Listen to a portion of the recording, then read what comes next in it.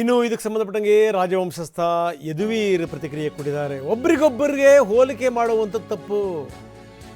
ಯಾರನ್ನೂ ಹೋಲಿಕೆ ಮಾಡ್ತೀರಿ, ಸರಿನಾ ಇದು ಅಂತ ಕೇಳಿದ್ದಾರೆ ಯದುವೀರ್. ಮೈಸೂರು MP ಕೂಡ ಹೌದು. ಹೋಲಿಕೆ ಮಾಡಿ ಮಾತಾಡುವಂಥದ್ದು ಸರಿಯಲ್ಲ ಅಂತ ಹೇಳಿದ್ದಾರೆ.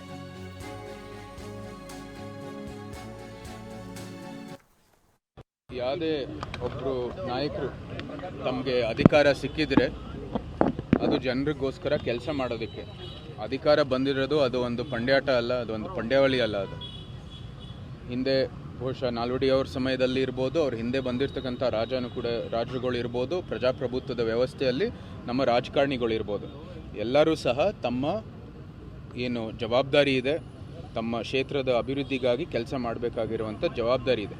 ಇದು ನಾನು ಬೇರೆಯವ್ರಿಗಿಂತ ಜಾಸ್ತಿ, ನಮ್ಮ ಹಿಂದೆ ಬಂದಿರೋರಿಗಿಂತ ಜಾಸ್ತಿ ಅಂತ ಗುರಿ ಇಟ್ಕೊಂಡು ಮಾಡುವಂಥದ್ದು ಕೆಲಸ ಅಲ್ಲ. ಇದು ನಮ್ಮ ಕಾಲದಲ್ಲಿ ಜನರ ಆಕಾಂಕ್ಷೆಗಳು, ನಾವೇನು ಆಶ್ವಾಸನೆಗಳು ಕೊಟ್ಟಿದ್ದೀವಿ, ಅದ್ರ ಬಗ್ಗೆ ನಾವು ಗಮನ ಹರಿಸಿ ಅದ್ರ ಬಗ್ಗೆ ಒಂದು ಕೆಲಸ ಮಾಡಬೇಕಾಗಿರೋದು ಅತಿ ಅವಶ್ಯ. ಇದು ದುರಹಂಕಾರದ ಪರಮಾವಧಿ. ಇದು ಎಚ್ ವಿಶ್ವನಾಥ್ ಹೇಳಿರುವಂಥ ಮಾತು. ಯಾರನ್ನೂ ಹೋಲಿಕೆ ಮಾಡ್ತೀರಿ, ಏನಿದ್ರ ಅರ್ಥ ಅಂತ ಕೇಳಿದ್ದಾರೆ ಎಚ್ ವಿಶ್ವನಾಥ್. ಸಿದ್ದರಾಮಯ್ಯ ನೋಡಿದ್ರೆ ಯಾವಾಗಲೂ ನಾನೇ ಅಂತಾರೆ. ಹೀಗೆಲ್ಲ ಮಾತಾಡೋರಿಗೆ ಏನಂತಾರೆ, ಅವರೇ ಹೇಳೋ ಪ್ರಕಾರ HM ಅಂತಾರಂತೆ. HM ಅಂದರೆ ಹುಚ್ಚು ಮುಂಡೆದು ಅಂತ ಅರ್ಥ. ಇದು ವಿಶ್ವನಾಥ್ ಹೇಳಿರುವಂಥ ಮಾತು. ನಾಲ್ವಡಿಯವ್ರಿಗಿಂತ ರಾಜರ್ಷಿ, ಅವ್ರಿಗಿಂತ ನಾವು ಅಭಿವೃದ್ಧಿ ಮಾಡಿದ್ದೀವಿ ನಮ್ಮ ತಂದೆಯವ್ರ ಸರ್ಕಾರ ಅಂತ. ಇದು ದುರಂಕಾರದ ಪರಮಾವಧಿ.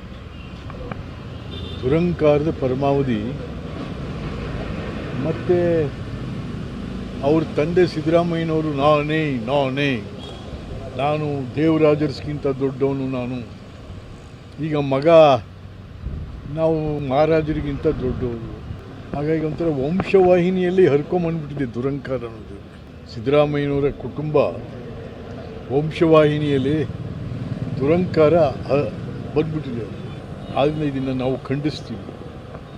ಒಂದು ಸಮಯದಲ್ಲಿ ನಾನೇ ದೇವರಾಜರ್ಸ್ಗಿಂತ ದೊಡ್ಡವನು, ಅವ್ರಿಗಿಂತ ಅದೇನೇನೋ ಕಡ್ದಾಕ್ಬಿಟ್ಟಿದ್ದೀನಿ ಅಂತ ಹೇಳಿ, ಏನಪ್ಪ 5 kg ಅಕ್ಕಿ ಕೊಟ್ಟ ತಕ್ಷಣ ನೀವು ದೇವರಾಜರ್ಸ್ ಆಗ್ಬಿಟ್ಟಿದ್ದ? ಪುಣ್ಯಾತ್ಮ 21 ಲಕ್ಷ ಹೆಕ್ಟೇರ್ ಭೂಮಿ ಕೊಟ್ಟನಲ್ರಿ. ಅಯ್ಯೋ